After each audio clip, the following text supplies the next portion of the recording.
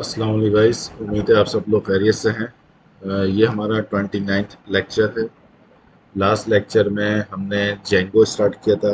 Django हमने देखा कि जेंगो है क्या, जेंगो अगर हम फ्रेमवर्क कह रहे हैं तो फ्रेमवर्क क्यों कह रहे हैं, फ्रेमवर्क का हमें बेनिफिट क्या होता है, क्या ऐसी फंक्शनलिटी फ्रेमवर्क हमें दे रहा है जिससे हमारा काम आसान हो जाता है और क्विक रैपिड डेवलपमेंट हो जाती है। ये सारी चीज़ें हमने देखी। फिर साथ में हमने ये देखा कि हम जेंगो का प्रोजेक्ट किस तरीके से बनाते हैं। उसका हमने वर्चुअल इन्वायरमेंट देखा। उसका वर्चुअल इन्वायरमेंट हमने देखा कि हम इसका वर्चुअल इन्वायरमेंट किस तरीके से क्रिएट करते हैं, और फिर वर्चुअल इन्वायरमेंट क्रिएट करने के बाद हम लोग क्या करते हैं, अपना प्रोजेक्ट किस तरीके से बनाते हैं, पैकेजेस किस तरीके से इंस्टॉल करते हैं और वर्चुअल इन्वायरमेंट का क्या बेनिफिट है। ये सारी चीज़ें हमने कल के लेक्चर में देख ली थी। फिर साथ में हमने जेंगो का प्रोजेक्ट बना के जेंगो का प्रोजेक्ट रन कर दिया था। ठीक है, तो उससे हमारा यहाँ तक का हमारे कल के लेक्चर में कवर हो गई चीज़ें। आप लोगों को मेरी आवाज़ क्लियर आ रही है गाइस? Yes, sir. ओके, ठीक है। Yes, sir. अच्छा, मैं स्क्रीन शेयर कर देता हूँ आप लोगों के साथ। Wait a minute.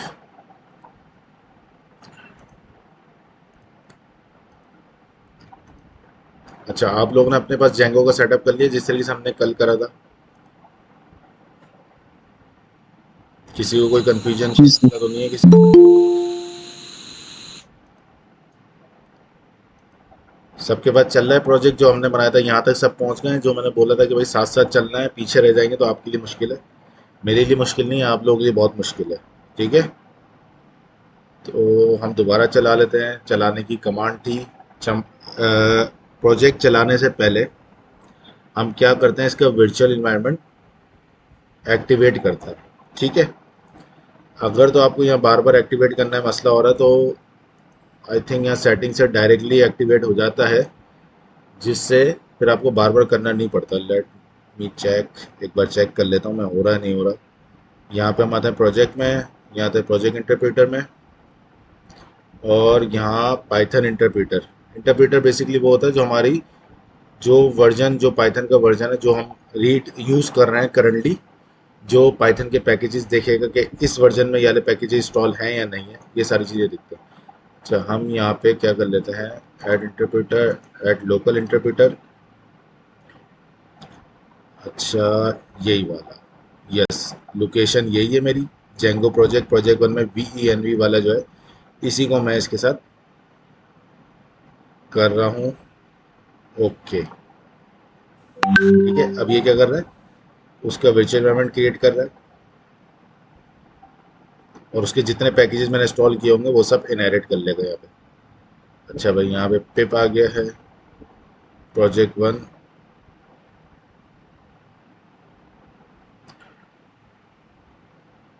ठीक है, अप्लाई, ओके। अच्छा, अभी देख लेते हैं, अगर हम चलाते हैं जे जेंगो को एक्सेप्ट कर लेते तो ठीक है, नहीं करता तो फिर हम देखते हैं क्या करना है इसका। MANAGE manage.py run server.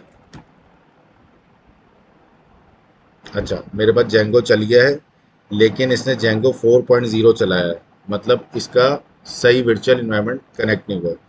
तो हम वही कर लेते हैं जो हम कल यूज़ कर रहे थे।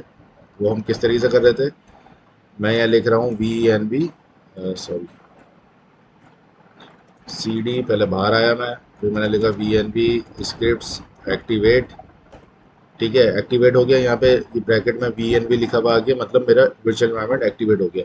अब मैं दोबारा अपने प्रोजेक्ट की डायरेक्टरी में आता हूँ, फिर मैं चलाता हूँ पाइथन manage.py रन सर्वर। अब आप देख रहे हैं वर्चुअल एनवायरनमेंट ना होने से क्या फ़र्क पड़ता है। मेरा पुराना जो जेंगो इंस्टॉल है मेरे सिस्टम में, वो मुझे उठा के दे रहा है, जबकि मुझे वो चाहिए ही नहीं। मुझे कौन सा चाहिए था, मुझे चाहिए था ये वाला 5.2.5 जो मैंने इंस्टॉल किया हुआ था। अब इसको URL को कॉपी करें और यहाँ आके पेस्ट कर दें, तो ये हमारा जेंगो 5.2 मुझे दिखा रहा है, मतलब हमारा जेंगो सक्सेसफुली चल रहा है। ठीक है, अब हमें क्या करना है, यहाँ तक तो हमने कल भी वर्किंग कर ली थी, अभी तो सिर्फ मैंने आपको चला के दिखाया है। अब हम देखते हैं वन बाय वन चीज़ों को। ठीक है, ये मेरे प्रोजेक्ट का फोल्डर है, ठीक है, इसके अंदर मेरा VNV का फोल्डर भी है, और ये मेरे पास प्रोजेक्ट 1 का फोल्डर है, और इसके अंदर DB SQLite। By default Django के साथ जो डेटाबेस आता है वो SQLite आता है। कौन सा? ये लिखा हुआ इसका नाम SQLite। ठीक है, db.sqlite3। ठीक है, बाय डिफ़ॉल्ट जैसे ही मैं जेंगो इंस्टॉल करता हूँ तो मेरे साथ SQLite का डेटाबेस आता है बाय डिफ़ॉल्ट जेंगो के साथ। लेकिन ये हमारी चॉइस है कि हम SQLite इंस्टॉल यूज़ करना चाह रहे हैं, MySQL यूज़ करना चाह रहे हैं, MongoDB यूज़ करना चाह रहे हैं, कौन सा डेटाबेस हम यूज़ करना चाह रहे हैं, ये हमारी चॉइस है। ठीक है, तो मैं सारी चीज़ें बताऊंगा आपको कहाँ जाके क्या चेंज करते हैं जिससे हमारा DB का पता चलता है। तो असल जो हमारा प्रोजेक्ट है, असल वो इस फोल्डर के अंदर है, प्रोजेक्ट 1 के अंदर। सही है, ये प्रोजेक्ट 1 मेन डायरेक्टरी है जिसके अंदर मैंने प्रोजेक्ट क्रिएट करा है, और प्रोजेक्ट का नाम भी मैंने क्या रखा था? प्रोजेक्ट 1। ठीक है, तो इसके अंदर जाके एक प्रोजेक्ट 1 का फोल्डर क्रिएट हो गया, जिसके अंदर आपको क्या मिल रहा है? जिसके अंदर आपको क्या मिल रहा है? सेटिंग्स डॉट पाई। ये देखिएगा, बात समझिएगा मेरी। जिस फोल्डर के अंदर सेटिंग्स डॉट पाई की फाइल है वो आपकी प्रोजेक्ट की मेन डायरेक्टरी है, जिससे आप अपना पूरा प्रोजेक्ट कंट्रोल करवा सकते हो। जिस फोल्डर के अंदर सेटिंग्स डॉट पाई की फाइल है वो आपके मेन प्रोजेक्ट का फोल्डर है। गाइस समझ रहे हैं मेरी बात को? जिसके अंदर सेटिंग्स डॉट पाई की फाइल है, सेटिंग्स डॉट पाई की फाइल है, वो आपका मेन रूट प्रोजेक्ट है। ये आपके प्रोजेक्ट का मेन, समझे, मेन डायरेक्टरी है जिसके अंदर आपके पूरे प्रोजेक्ट की सेटिंग होगी। ठीक है, तो जिस फोल्डर के अंदर भी आपको सेटिंग्स डॉट पाई की फाइल मिल जाए, नॉर्मली क्या होता है, जिस नाम से आप प्रोजेक्ट क्रिएट करते हैं उसी नाम का फोल्डर क्रिएट होता है, और उसी के अंदर सेटिंग्स डॉट पाई की फाइल होती है। याद होगा कल हमने प्रोजेक्ट 1 के नाम से प्रोजेक्ट क्रिएट करा था, तो यहाँ पे देखिए प्रोजेक्ट 1 के नाम से ही डायरेक्टरी बनी। सही है, और उसके अंदर सेटिंग्स डॉट पाई की फाइल आ गई। तो यही इसका एक सिंटैक्स है या पैटर्न है, आर्किटेक्चर आप ये कह रहे हैं। ठीक है, तो यहाँ पे सेटिंग्स डॉट पाई की फाइल आ गई। अब इन फाइलों को वन बाय वन समझते हैं। इनिट डॉट पाई, ये आप लोगों को याद है, आप लोग ऑब्जेक्ट ओरिएंटेड में आपने बड़ा इनिट यूज करा है। जी सर, कंस्ट्रक्टर वाला जो स्पेशल फंक्शन यूज करा था हमने, बिल्कुल सही है। ये फाइल हमेशा एम्प्टी रहती है, init डॉट पाई ये हमेशा एम्प्टी ही रहती है। इसको आप इस तरीके से भी एज्यूम कर लेते हैं, मैं कंस्ट्रक्टर क्रिएट करूं ना करूं, बाय डिफॉल्ट वो कॉल होता है। ये बेसिकली फाइल हेल्प आउट करती है प्रोजेक्ट को रन करने में, मैनेज डॉट पाई को रन करने में ये फाइल हेल्प आउट करती है। लेकिन क्या हेल्प आउट करती है आपको भी नहीं पता, मुझे भी नहीं पता, बस ये एम्प्टी रहती है बाय डिफॉल्ट। लेकिन अगर मैं इस फाइल को यहाँ से रिमूव कर दूं तो मेरा प्रोजेक्ट नहीं चलेगा। तो इस फाइल की एक इम्पॉर्टेंस है, ये एम्प्टी ही रहती है, इसमें हम कुछ भी कोड नहीं करते, इसको एम्प्टी ही छोड़ते हैं। सही है, दूसरी आ जाती है ASGI.py। ठीक है, इसमें देखें सिर्फ सिर्फ ये 3 लाइन 4 लाइन का कोड लिखा हुआ, सिर्फ और सिर्फ ये एग्जैक्टली सेम रहती है। इसको भी हम नहीं छेड़ते, इसको भी हम डिस्टर्ब नहीं करते, सेम रहेगी क्योंकि खुद क्रिएट हुई है ना, ये खुद ही इसमें कोड लाया, तो इसका एक सिंटैक्स आर्किटेक्चर डिफाइन है पूरा, तो इसको भी हम नहीं छेड़ते। लेकिन ये वाली फाइल यूज कहाँ पे होती है ये मैं आपको बता देता हूँ। ASGI और WSGI दोनों सेम फाइल है, आप दोनों का कोड देख लो, इसमें भी 4 लाइन है और इसमें भी ये 4 लाइन है, सेम कोड है, कुछ भी नहीं है। जहाँ अगर मैं WSGI में हूँ तो यहाँ पे WSGI आ रहा है, अगर मैं ASGI में आ रहा हूँ तो यहाँ पे ASGI आ रहा है। ठीक है, सेम फाइल्स हैं, सेम कोड है, सिर्फ नाम का फर्क है। ठीक है, ये बेसिकली ASGI और WSGI कहाँ पे यूज होता है? ये हमारे प्रोडक्शन से मुराद है, जब हम अपना प्रोजेक्ट बना के लाइव कर देते हैं, किसी सर्वर पे हम लॉन्च करते हैं, तो सर्वर इन दो फाइलों को देखता है। ASGI इसको हम कहते हैं एसिंक्रोनस, और WSGI इन दोनों फाइलों को मैच आउट करता है, जिससे वो सर्वर मैच कर जाता है, उस हिसाब से उसको प्रोजेक्ट को रन करना वो शुरू कर देता है। मतलब इसमें हमारे प्रोजेक्ट से रिलेटेड हमें कोई भी काम नहीं करना, ये सर्वर साइड के लिए फाइल बनी हुई है जो इसको देख के आइडेंटिफाई करती है चलना किससे, एसिंक्रोनस वे में चलना है, नॉर्मल वे में चलना है, किस तरीके से चलना है। वो पता कैसे चलता है? जब ये किसी सर्वर पे मैं डिप्लॉय करूंगा प्रोजेक्ट, तो उस सर्वर वो सर्वर क्या चीज़ एक्सेप्ट करता है, ASGI एक्सेप्ट करता है या WSGI एक्सेप्ट करता है। तो ये सिर्फ उसकी मैचिंग के लिए लगी हुई है, इससे हमारा लेना देना कुछ भी नहीं है। लेकिन ये फाइल आपके सिस्टम में होनी चाहिए। अगर नहीं होगी तो आपका डिप्लॉयमेंट के बाद चलेगा ही नहीं, आपकी कॉन्फ़िगरेशन नहीं होगी, आपकी कम्युनिकेशन खत्म हो जाएगी सर्वर के साथ। Basically in short ASGI WSGI आपके मेन सर्वर के साथ कम्युनिकेशन करवाना है। यहाँ तक भी बात क्लियर है? अब वो किस टाइप की करवाता है, ASGI करवाता है या WSGI, ये डिपेंड करता है जिस सर्वर पे वो गई है, या सेटिंग्स में मैंने डिफाइन कर दिया कि आपने कौन सी चीज़ को फोकस करना है, WSGI को या ASGI को, तो वो उस हिसाब से उसको फोकस करेगा। ठीक है, इससे हमारा अभी कुछ लेना देना नहीं, हम इसमें कुछ भी कोड नहीं करते। फिर आ जाते हैं हम urls.py में। ये देखें urls.py, urls.py बहुत इंपॉर्टेंट फाइल है, बहुत ज़्यादा ही इंपॉर्टेंट फाइल है।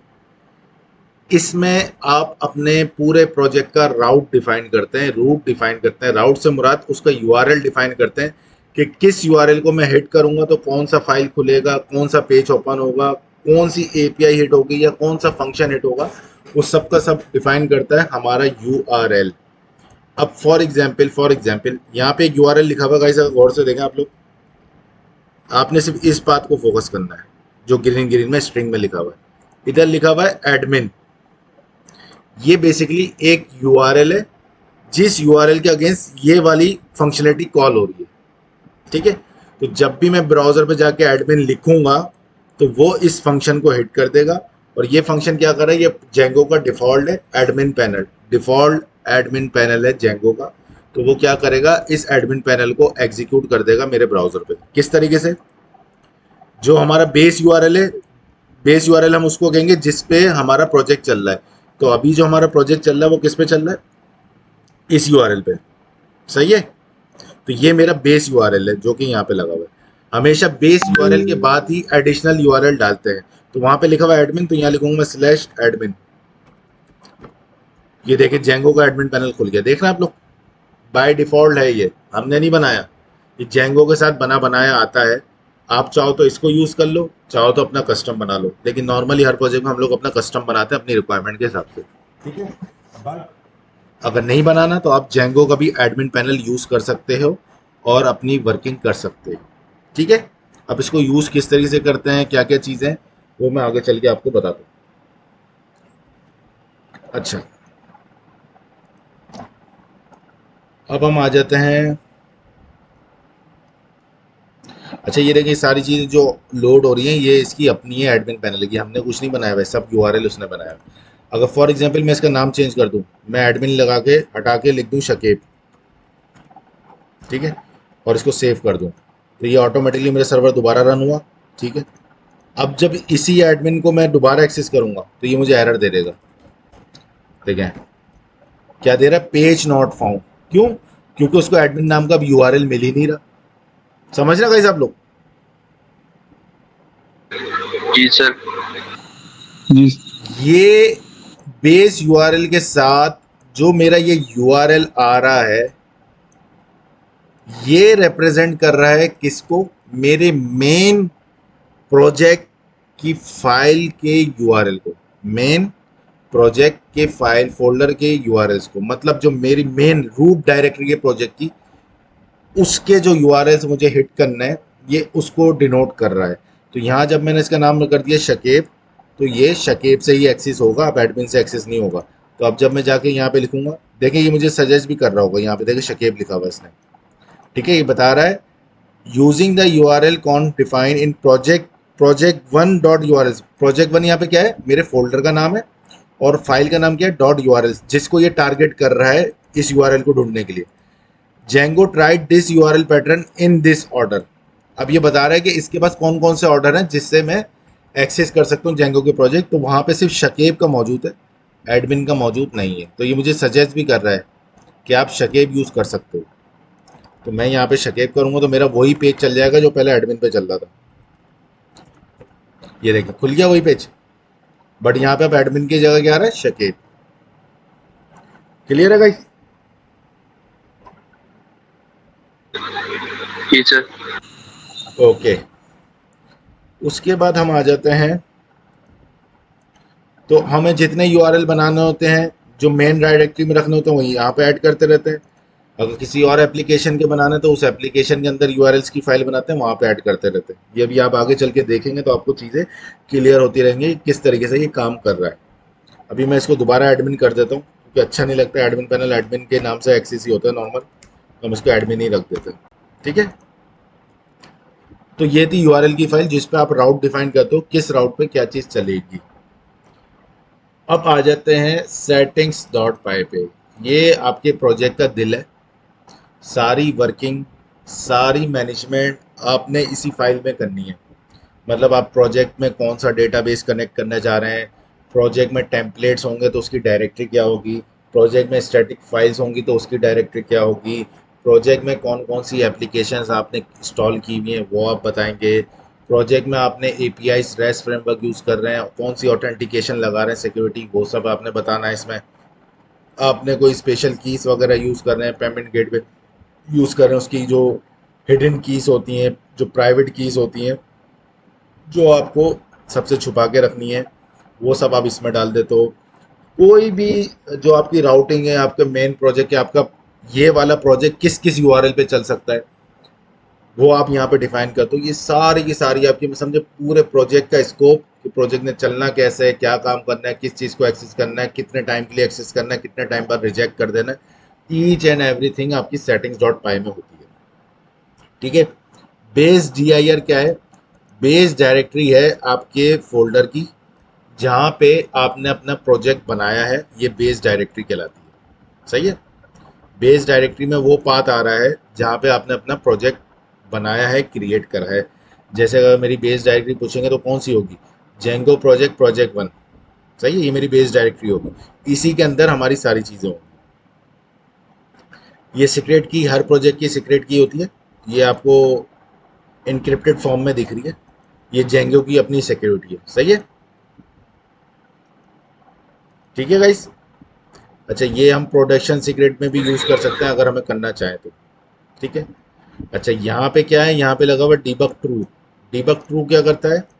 देखिए यहाँ लिखा है security warning, do not run with debug turn on in the production.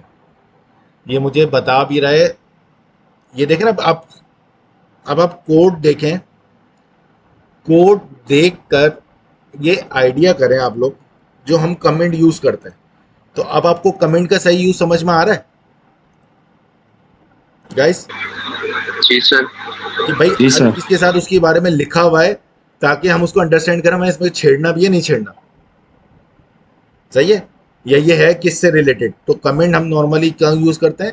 ताकि हम डिफाइन कर सकें कोई भी चीज अपनी अंडरस्टैंडिंग के लिए, किसी भी पर्पस के लिए हम कुछ भी लिख सकते हैं। अगर ये कोड होता तो इसको इस लाइन पे एरर दे देता वो, तो हम उसको कमेंट बना देते हैं। Security warning, do not run with debug turn on in the production. Production means जब हम लाइव कर रहे होंगे, प्रोडक्ट किसी सर्वर पर डाल रहे होंगे। अभी ये टर्न ऑन है क्योंकि ये ट्रू है।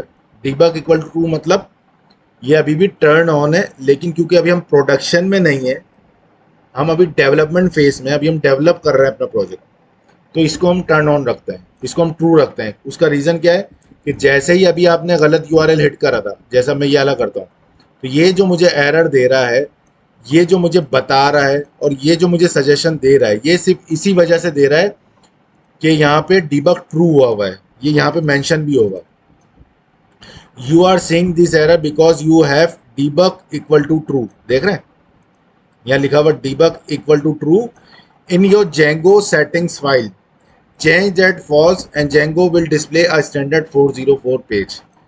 ये हम डेवलपमेंट फेज में कोई भी एरर आता है तो इसके ट्रू होने की वजह से हमें बता देता है, यहाँ पे हम उसको आइडेंटिफाई कर लेते हैं।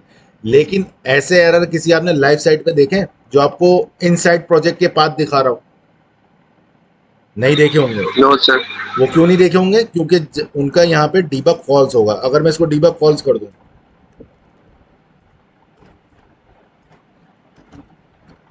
डीबग फॉल्स करता हूँ और फिर चलाता हूँ,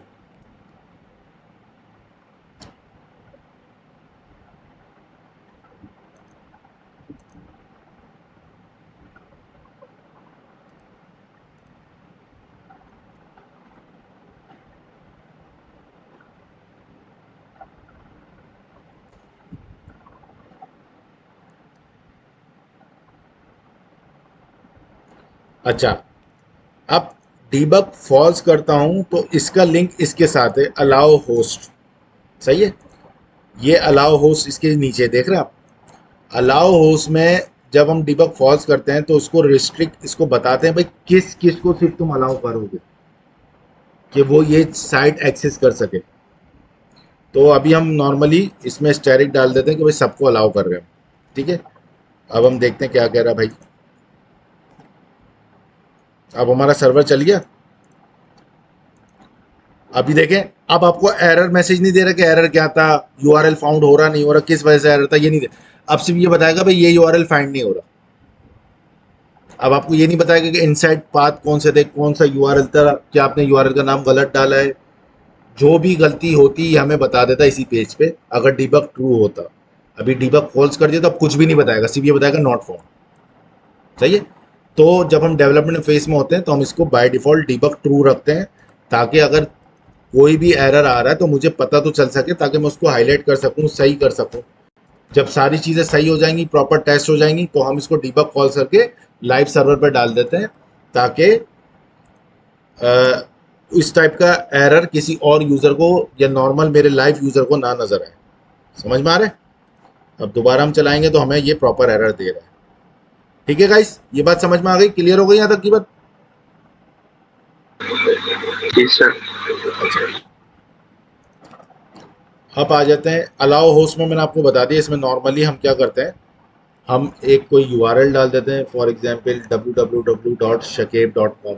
ये एक डोमेन है, तो मैं इसको बता दूंगा भाई इस डोमेन से जब भी आपको रिक्वेस्ट आए कोई भी एपीआई हिट करने की, तो आप उसको एक्सेप्ट कर लोगे, ठीक है। या मैं बोल दूँ www.facebook.com, कॉमा लगा के facebook.com भी डाल दूँ, कॉमा लगा के instagram भी .com भी डाल दूँ, कॉमा लगा के yahoo.com भी डाल दूँ। अब ये क्या है, अलाउ होस्ट, मतलब इनसे अगर रिक्वेस्ट आएगी मेरे सर्वर पे इन डोमेन से, तो मैं उसको एक्सेप्ट कर लूंगा, मैं उसको एक्सेस दे दूंगा अपने प्रोजेक्ट का।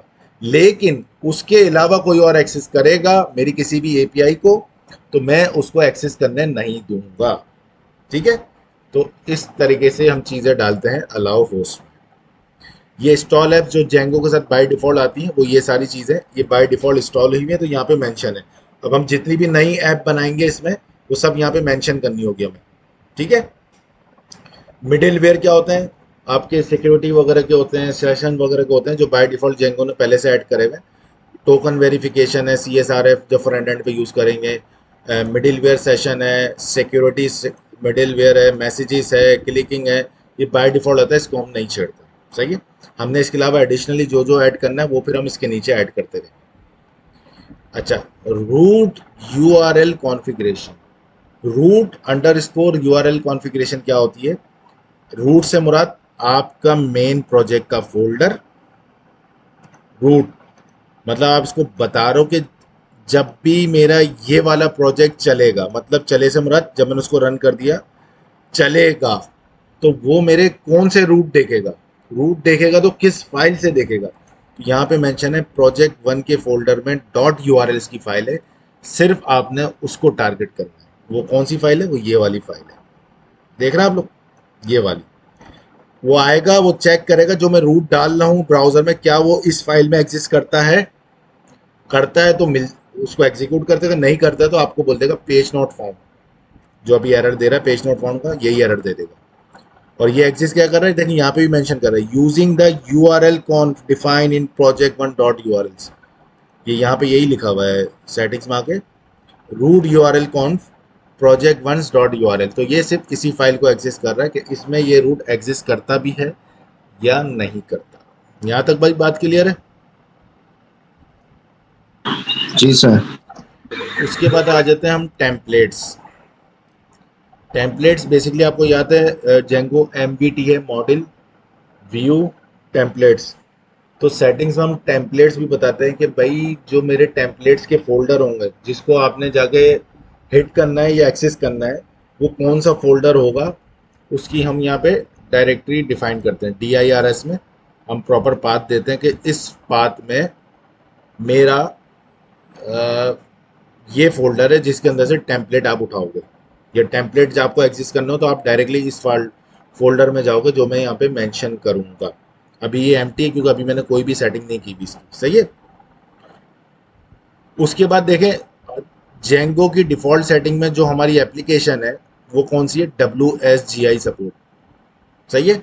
तो मतलब ये किसी भी सर्वर पे जाएगी वो WSGI को सपोर्ट करेगी, तो ये वाली फाइल हमारी एक्सेस हो जाएगी। लेकिन अगर कहीं ऐसा सर्वर है जो कि ASGI कर रहा है तो फिर हमें इसको चेंज करना पड़ेगा, हम इसको ASGI के हिसाब से बना देंगे। सिर्फ WSGI की जगह ASGI कर दूंगा हर जगह, तो ये ASGI के हिसाब से चलने लग जाएगी, ठीक है। तो यहाँ पे ये सब डिफाइंड है। अब आ गया डेटाबेस। अब यहाँ पे डिफ़ॉल्ट डेटाबेस मेरा बेस डायरेक्टरी में DB SQLite है, सही है। और इसका जो इंजन है, इंजन बेसिकली बताता है डेटाबेस कौन सा है, SQLite है, MongoDB है, MySQL है, कौन सा है। तो अभी बाय डिफ़ॉल्ट जो जेंगो के साथ आता है वो आता है SQLite 3, ठीक है। तो यहाँ डेटाबेस आपको चेंज करना हो तो आप यहाँ जाके डेटाबेस चेंज कर सकते हो। ऑथेंटिकेशन, पासवर्ड, वैलिडेटर, ये सारी ऑथेंटिकेशन लगी हुई है, सिक्योरिटी रीजन सिक्योरिटीज लगी हुई हैं कि पासवर्ड वैलिडेशन वगैरह कैसे वो जेंको ने खुद से ही लगाई हुई है अपना उसका। अभी हमें इसको छेड़ने की जरूरत नहीं है ना, हम छेड़ते हैं अनटिल अनलेस हम अपनी वैलिडेटर ही चेंज कर दें। लैंग्वेज कोड ENUS मतलब इंग्लिश लैंग्वेज US वाली हम यूज़ कर रहे हैं। Time zone unified time zone है, ठीक है। USE11 ये कोड है इनका, ये ऐसे ही रहता है, हम इसको छेड़ते नहीं है नॉर्मली। अच्छा, अब हम आ जाते हैं स्टैटिक URL, मतलब जो भी स्टैटिक के फोल्डर हैं, स्टैटिक फाइल्स हैं, वो मेरे किस फोल्डर में मौजूद होंगी वो यहाँ पे डिफाइन है, उसका रूट डिफाइन है। तो स्टैटिक में हम नॉर्मली क्या रखते हैं, CSS की फाइल रख देते हैं, जावास्क्रिप्ट की फाइल रख देते हैं, अपने प्रोजेक्ट की इमेजेस, वीडियो, ऑडियो वगैरह जो चीज़ें होती हैं वो सब हम स्टैटिक के फोल्डर में डाल देते हैं, ठीक है। तो उसका हमने रूट डिफाइन कर दिया। डिफ़ॉल्ट ऑटो फील्ड, मतलब ऑटो फील्ड की भी यहाँ पे जेंगो में सेटिंग है कि auto field, big auto field models में अलाउ करता है। डिफ़ॉल्ट ऑटो फील्ड मतलब हम किसी भी मॉडल को ऑटोमेटिकली वैल्यू दे सकते हैं, वो खुद उठा सकता है उसकी। जैसे करंट डेट उठानी है तो वो खुद ब खुद उठा लेगा, करंट डेट हमें देनी नहीं पड़ेगी। तो यहाँ सब ये चीज़ें अलाउ हैं। तो ये थी हमारी सेटिंग्स वाली फाइल जिसको हम यूज़ करते हैं। यहाँ तक बात क्लियर है, कोई कंफ्यूजन है किसी को?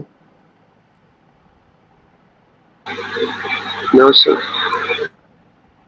अब आ जाते हैं हम अपने प्रोजेक्ट का डेटाबेस चेंज करने जा रहे हैं, सही है। तो हम यहाँ पे डेटाबेस के साथ एक URL दिया हुआ है, पहले इस URL को कॉपी कर लेते हैं। कॉपी करा मैंने, ब्राउज़र पे आया और यहाँ पे पेस्ट कर दिया। तो यहाँ जेंगो के जितने डेटाबेसेस हैं उन सबके इंजन, उनका क्या कोड है, वो सब चीज़ें आपको यहाँ से मिल जाएंगी, सही है। डिफ़ॉल्ट है ये वाला डेटाबेस जो ऑलरेडी हमारे पास लगा हुआ है, सही है, SQLite। अब हमें SQLite यूज़ नहीं करना, MySQL यूज़ करेंगे।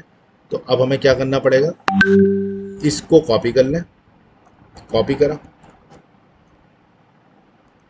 यहाँ इसको कमेंट कर दिया मैंने और यहाँ पे इसको पेस्ट कर दिया दूसरे वाले, सही है। मैंने क्या करा, इस वाले को अगर मुझे कोई और SQLite के अलावा कुछ और यूज़ करना है, just like MariaDB, MySQL, Oracle, PostgreSQL, ये डेटाबेसेस के नाम है। अगर इनमें से कोई डेटाबेस यूज़ करना है तो मुझे उसमें ये सेटिंग चाहिए होगी। तो मैंने ये वाली सेटिंग चला ली और ऊपर वाली कमेंट कर दी या उसको रिमूव कर दें, कोई इशू नहीं, आप रिमूव कर दें, ठीक है। मुझे ये वाली चाहिए, ठीक है। अब ये जो सेटिंग है इसमें कौन सी है बाय डिफ़ॉल्ट, PostgreSQL। तो मुझे पोस्टग्रेस यूज़ नहीं करना, मुझे MySQL यूज़ करना है। तो मुझे सबसे पहले इसका इंजन चेंज करना पड़ेगा। तो अब यहाँ आ जाते हैं वापसी इसी URL पे।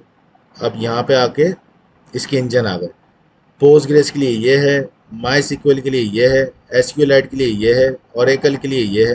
तो मैं MySQL यूज़ करना है तो मैं इसको कॉपी कर रहा हूँ और यहाँ आके अपने इंजन का ये स्ट्रिंग वाला पार्ट रिप्लेस कर दिया, ठीक है। तो ये मेरे पास कौन सा वाला आ गया, MySQL। अब मेरा डेटाबेस कौन सा है, MySQL, ठीक है। अब नेम में हम देंगे अपने डेटाबेस का नेम, जिस नाम का हम बनाएंगे उसका जो यूज़र नेम होगा वो दे देंगे, उसका जो पासवर्ड होगा वो दे देंगे, उसके जो होस्ट में IP होगी वो दे देंगे और उसकी जो पोर्ट नंबर होगी वो दे देंगे, ताकि वो मेरा डेटाबेस सक्सेसफुली कनेक्ट कर सके। तो हम जो डेटाबेस यूज़ कर रहे हैं MySQL यूज़ कर रहे हैं, PHP MyAdmin। तो उसके लिए आपके पास XAMPP सर्वर होना चाहिए, XAMPP। ठीक है, मेरे पास है, लेकिन आप लोग डाउनलोड कर लिएगा इसको। XAMPP पे जाके यहाँ जाइएगा, अपाची। ठीक है, यहाँ से डाउनलोड कर लिएगा। विंडोज़ के लिए ये है, लिनक्स के लिए है, अदर ऑपरेटिंग सिस्टम एक्स के लिए ये है। तो आपके विंडोज़ है तो ये यहाँ से डाउनलोड कर लिएगा, लिनक्स है तो यहाँ से डाउनलोड कर लिएगा। मेरे पास ऑलरेडी है तो मुझे करने की ज़रूरत नहीं है। सही है, ये apache-friends.org लिंक है। आप डायरेक्ट XAMPP भी लिख देंगे तो आपको पहले ही लिंक मिल जाएगा यहाँ से। ठीक है, आपने इसको डाउनलोड करके इंस्टॉल कर लेना है, कुछ नहीं छेड़ना। जो डिफ़ॉल्ट सेटिंग है उसको यस यस यस करके कंटिन्यू कर दें, बस कुछ नहीं छेड़ना। जब आप कर लेंगे तो XAMPP आपके पास इंस्टॉल हो जाएगा। फिर आप XAMPP को ओपन करेंगे तो आपके पास इस तरीके की आएगी स्क्रीन। ठीक है, अब आपने क्या करना है, यहाँ पे लिखा है अपाची और यहाँ पे लिखा है MySQL। तो इन दोनों को स्टार्ट करना ज़रूरी है, ये स्टार्ट होंगे तभी हमारा डेटाबेस चलेगा, अदरवाइज नहीं चलेगा। तो पहले अपाची है, अपाची को मैंने स्टार्ट पे क्लिक कर दिया, वो ग्रीन हो गया, जो चल जाएगा वो ग्रीन हो जाएगा। सही है, अपाची की पोर्ट कौन सी है, 8443। अच्छा, अपाची बेसिकली एक सर्वर है, अपाची बेसिकली एक सर्वर टाइप है, जो कि जैसे इंजीनिक्स एक सर्वर है जो कि रन करता है हमारे प्रोजेक्ट को, इसी तरह अपाची है। तो अपाची पे हमारा ये सर्वर चलेगा, MySQL वाला। ठीक है, और MySQL अब हमें चलाना है डेटाबेस अपना, तो इसको भी स्टार्ट करना है। इसको मैंने स्टार्ट करा। अब MySQL की जो पोर्ट आ रही है वो कौन सी आ रही है, 3306। तो सबसे पहले ये पोर्ट जाके चेंज कर दें। ये जो पोर्ट डली है 5433, ये पोस्टग्रेस की है, लेकिन हम MySQL यूज़ कर रहे हैं तो हमने इसको 3306 कर दिया। ठीक है, मेरा डेटाबेस का पोर्ट कनेक्ट हो गया। होस्ट में लोकल होस्ट ही आता है या ये आईडी आती है, ये आईपी आती है, तो आईपी यही रहने दें या आप लोकल होस्ट लिख लें, दोनों एक्सेप्टेबल। ठीक है, अब मैं अपना XAMPP सर्वर खोल लेता हूँ। उसके जो लिंक है वो है लोकल होस्ट PHP MyAdmin। तो ये मेरे पास खुल गया। ये कब खुलेगा, जब आपका XAMPP सर्वर और MySQL, अपाची और MySQL कनेक्ट हो जाएगा, तब ये खुलेगा, अदरवाइज नहीं खुलेगा ये। ठीक है, इसका मैं लिंक आप लोगों को भेज देता हूँ ग्रुप पे, क्योंकि बहुत सारे लोगों को बड़े मसले होते हैं इसमें। ठीक है, अच्छा, अब आ जाता हूँ वापसी यहाँ पे। अब वापसी यहाँ आने के बाद ये मेरे डेटाबेसेस हैं जो पहले से बने हुए हैं। सही है, कुछ आपके पास डिफ़ॉल्ट आएंगे तो आपने उनको नहीं छेड़ना है। आपने एक न्यू पे क्लिक करेंगे, यहाँ पे आके मैंने न्यू पे क्लिक करा तो यहाँ पूछ रहा है डेटाबेस का नाम बता दें आप। तो हमने अपने प्रोजेक्ट का नाम रखा है प्रोजेक्ट 1 फॉर एग्जांपल। ठीक है, तो मैं उसी नाम का डेटाबेस बना देता हूँ, प्रोजेक्ट 1। ठीक है, सेम नाम दे दिया मैंने प्रोजेक्ट 1। इसको नहीं छेड़ेंगे, इसको डिफ़ॉल्ट रहने दें और क्रिएट कर दें। तो यहाँ पे देखें प्रोजेक्ट 1 के नाम से एक डेटाबेस क्रिएट हो गया। तो मेरे जो प्रोजेक्ट डेटाबेस का नाम है वो क्या है, प्रोजेक्ट 1। तो यहाँ के अपना नाम चेंज कर दूँ पहले मैं डेटाबेस का, PROJECT1। ठीक है, प्रोजेक्ट 1। ठीक है, जो मैंने यहाँ नाम दिया है डेटाबेस में वही नाम आके मैंने यहाँ पे नेम में चेंज कर दिया। अगर आपने कोई वैलिडेशन लगाई है उसमें यूज़र नेम पासवर्ड, तो आप यूज़र नेम में यूज़र नेम देंगे स्ट्रिंग के अंदर, पासवर्ड में पासवर्ड देंगे स्ट्रिंग के अंदर। सही है, लेकिन मैंने कुछ भी नहीं लगाई हुई तो मैं इसको एम्प्टी छोड़ देता हूँ। यूज़र नेम भी मैंने कोई नहीं दिया हुआ, पासवर्ड भी मैंने कोई नहीं दिया हुआ, तो मैं इसको एम्प्टी छोड़ देता हूँ। ठीक है, अब मैं चलाऊँगा।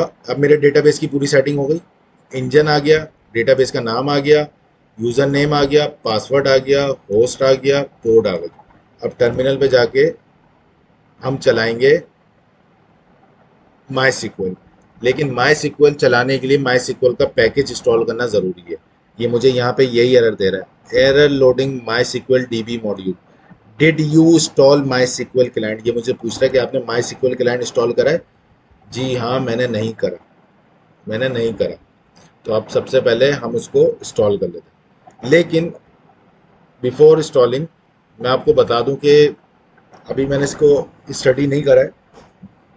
किसको स्टडी नहीं करा है, अभी जेंगो के वर्जन में और MySQL क्लाइंट में कुछ कॉन्फ्लिक्ट्स आ रहे हैं, कुछ कॉन्फ्लिक्ट्स आ रहे हैं। इसलिए मैं सजेस्ट करता हूँ थोड़े से पुराने वर्जन यूज़ करा करें। अभी मोंगो डीबी का मुझे एरर दे देगा, जिस पे अभी मैंने आर&डी नहीं की भाई, वो किस वजह से आ रहा है, क्योंकि हो सकता है जो मुझे लग रहा है वो वर्जन की इनकॉम्पिटेंस है, मतलब मैच नहीं करते। जेंगो जैसे 5.2 और माई का पुराना वर्जन है, तो वो मैच आउट नहीं कर रहे, जिसकी वजह से वो कनेक्ट करने नहीं दे रहा। तो अभी देखें मैं करता क्या हूँ। तो सबसे पहले माई क्लाइंट इंस्टॉल कर लेते हैं, पाइथन, ओह सॉरी, हम इंस्टॉल करते हैं पिप से। पिप पाइथन का पैकेज है जिसके ज़रिए हम सारी लाइब्रेरी इंस्टॉल कर सकते हैं। पिप इंस्टॉल माई क्लाइंट, ठीक है। मेक श्योर करिएगा पैकेज इंस्टॉल करने से पहले आपका वर्चुअल एनवायरनमेंट एक्टिवेट हो, ठीक है। इसको मैंने करा, इसने इंस्टॉल कर दिया। मेरे पास कौन सा, माई क्लाइंट 2.2.7, सही है। मेरे पास माई क्लाइंट वर्जन आ गया 2.2.7। अब मैं इसको चलाता हूँ, अगर इसने एरर नहीं दिया तो सब कुछ सही है। अगर एरर दे दिया तो हमें डाउनग्रेड करना पड़ेगा माई क्लाइंट को भी और अपने जेंगो को भी, ठीक है, अपने डेटाबेस चलाने के लिए। पाइथन manage.py रन सर्वर, ये देखिए इसने एरर दे दिया, access denied for Syed @local host using password no.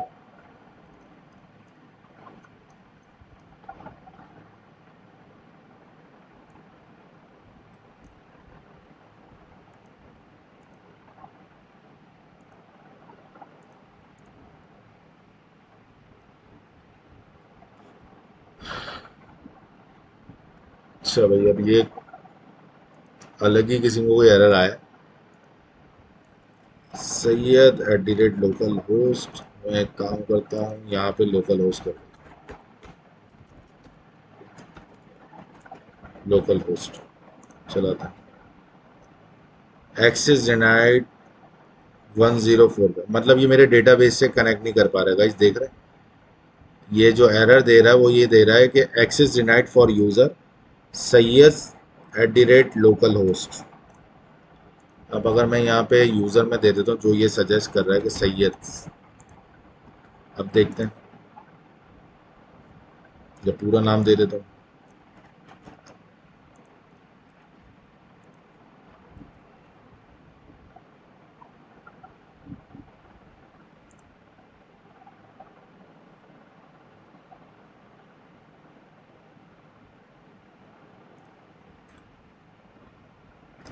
Sorry, यहाँ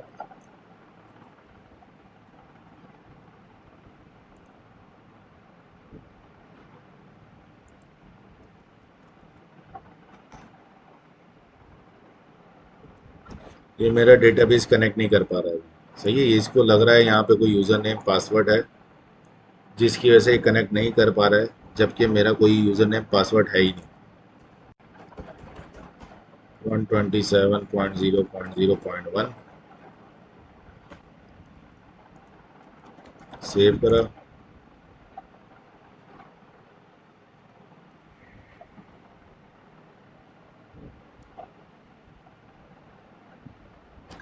अच्छा, अब जो इस टाइप के एरर आ रहे हैं ना, ये दूसरा एरर है, जो मैं आपके बात कर रहा हूँ वो दूसरा एरर है।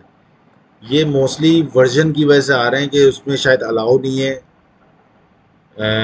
विदाउट पासवर्ड यूज़ करना, कुछ भी हो सकता है। अभी मैंने इस पर आर&डी नहीं की, ये अभी नया एरर आ रहा है मेरे सामने भी।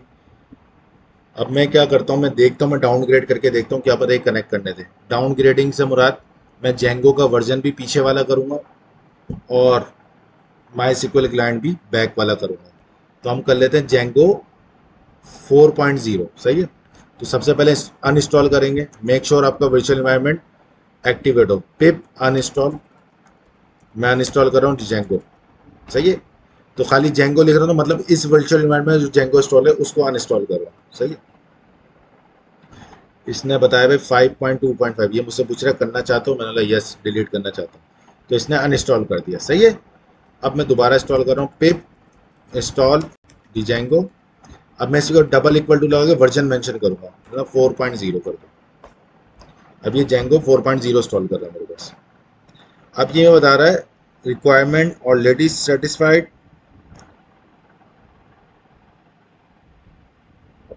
4.1 greater than 4.0, 4.5।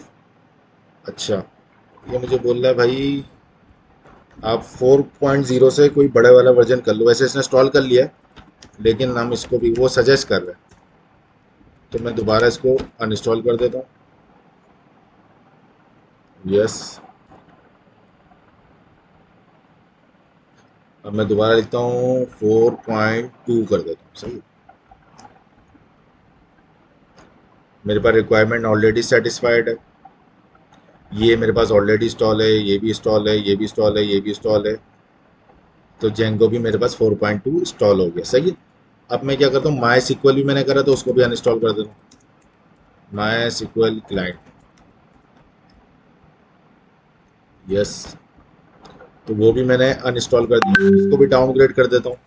Pip install MySQL client double equal to 2.0। Error आ गया,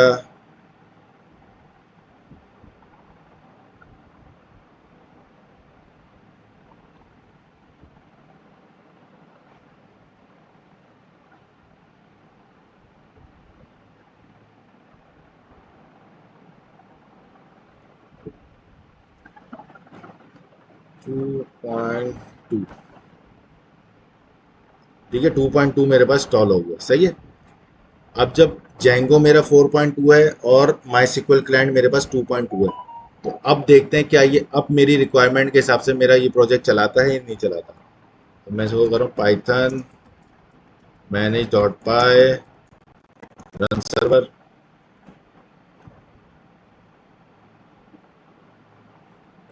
सेम एरर आ रहा है जो कि पहले आ रहा था।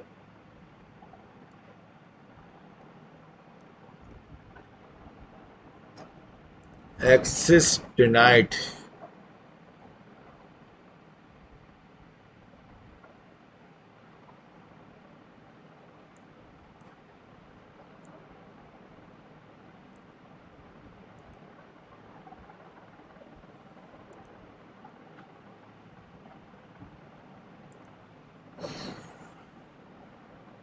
तो होस्ट नेम में देखें यही है, वन यूजर नेम है रूट। ओ हो, सही सही सही सही, sorry sorry, my mistake my mistake. अच्छा, यूजर नेम में मुझे देना होता है रूट बाय डिफॉल्ट। सही है, मेरी गलती गाइस। अब ये देखें चल गया। सही है। लेकिन अगर मैं दोबारा अब इसको चलाने से पहले, अच्छा एक काम करते हैं, अभी मैं इसी के साथ आपको दिखा देता हूँ क्योंकि टाइम शॉर्ट है। नेक्स्ट क्लास में ना मैं इसको अपग्रेड दोबारा करके देखूंगा चल रहा है या एरर देगा। अगर एरर देगा तो दोबारा मैं डाउनग्रेड करना पड़ेगा। तो अभी मेरा चल गया। सही है, इसका मतलब मेरा डेटाबेस कनेक्ट हो गया उसके साथ। अगर डेटाबेस में कोई एरर होता है ये चलाता नहीं। ठीक है गाइस, यहाँ तक बात क्लियर है? जो अभी मैंने वर्किंग की ये सब समझ में आ रही है आपको? जी सर। उसके बाद हम आ जाते हैं यहाँ पे, कंट्रोल सी करते हैं। अब इसका एडमिन पैनल यूज करने के लिए हमें इसका कोई सुपर यूजर बनाना पड़ेगा। तो पाइथन मैनेज डॉट पाई क्रिएट सुपर यूजर, ये इसकी कमांड है। अच्छा, अब ये कह रहा है भाई ऐसा कोई प्रोजेक्ट ही एक्सेस टेबल एक्सेस नहीं करता आपके टेबल, ये कह रहा है टेबल 1146 टेबल इस नाम का एग्जिस्ट नहीं करता आपके डीबी में। तो अभी आपको अगर मैं डीबी दिखाऊं लाके, ये रहा प्रोजेक्ट वन, तो इसमें देखें कोई भी टेबल नहीं है। सही है, नो टेबल्स फाउंड लिखा हुआ है। देख रहे हैं गाइस आप लोग? तो अब हम जी करते सर। हैं सबसे पहले माइग्रेशन। जो जेंगो के अपने डिफॉल्ट टेबल है उसको पहले माइग्रेट करेंगे तो हमारे डेटाबेस में जाके अपने टेबल्स बना देगा। तो हम लिखते हैं पाइथन मैनेज डॉट पाई मेक माइग्रेशन।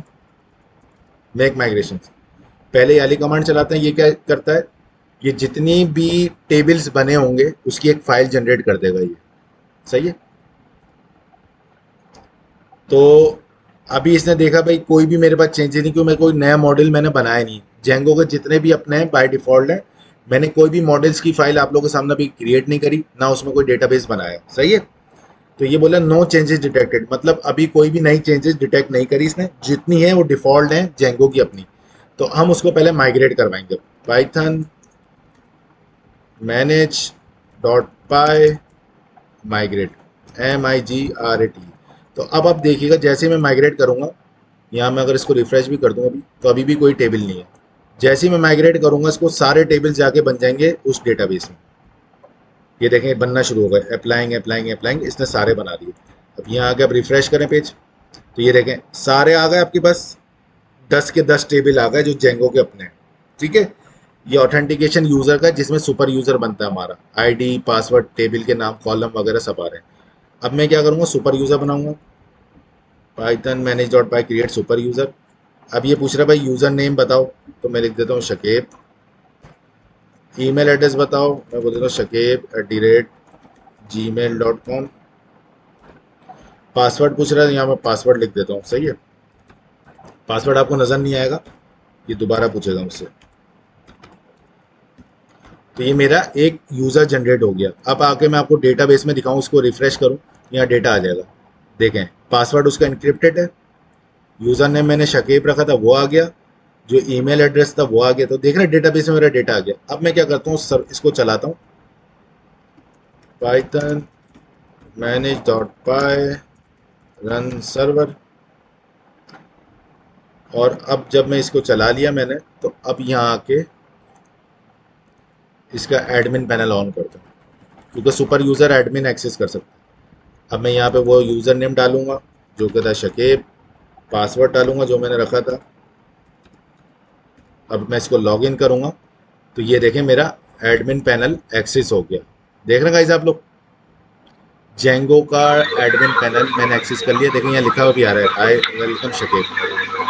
अब यहाँ यूज़र्स हैं, अब यहाँ पे ऑलरेडी एक यूज़र ऐड है। अब आप कोई और ऐड करना चाहो तो कर सकते हो, यहाँ से ऐड यूज़र का ऑप्शन है। देखिए खुद ब खुद आपके पास इंटरफेस पहले से ही बना हुआ है जेंगो का एडमिन का। आप यहाँ से यूज़र ऐड कर दो। फॉर एग्जांपल मैं यहाँ पे यूज़र का नाम रख देता हूँ ज़ुबैर, ठीक है। पासवर्ड डाल देता हूँ 123456, ठीक है। और यहाँ भी डाल दो 123456, ठीक है। और मैं सेव करता हूँ। Please correct error below. अब ये बोल रहा है पासवर्ड बहुत कॉमन है, एटलीस्ट एक करेक्ट हो, इंटायरली न्यूमेरिक और कॉमन ना हो, सही है। तो मैं यहाँ पे दोबारा दे देता हूँ, फॉर एग्जांपल H123456 H123456। इसको मैंने चलाया तो वो क्रिएट हो गया यूज़र। अब पूछ रहा भाई इसका फर्स्ट नेम वगैरह क्या है, मैं बोल देता हूँ भाई Syed, last name Zubair, for example Rana लिख दिया मैंने। Email address rana@gmail.com। एक्टिव है, स्टाफ है, सुपर स्टेटस सुपर नहीं है, ये एडमिन एक्सेस नहीं कर सकता। और कुछ ऐड करना है नहीं करना भाई, यहाँ पे सेव कर दो, ठीक है। तो मेरे पास दूसरा यूज़र भी ऐड हो गया, लेकिन यहाँ क्रॉस आ रहा है क्योंकि ये स्टाफ मेंबर नहीं है। स्टाफ मेंबर एडमिन एक्सेस नहीं कर सकता, सिर्फ स्टाफ एड सुपर यूज़र ही आपका एडमिन पैनल एक्सेस कर सकता है। तो इस तरीके से मेरे पास यूज़र भी यहाँ पे ऐड हो गए। आप जितने चाहोगे यहाँ से ऐड कर सकते हो, पैकेजेस, मॉडल्स और उनके यूज़र्स वगैरह जो भी करना चाहो एडमिन पैनल से कर सकते हो।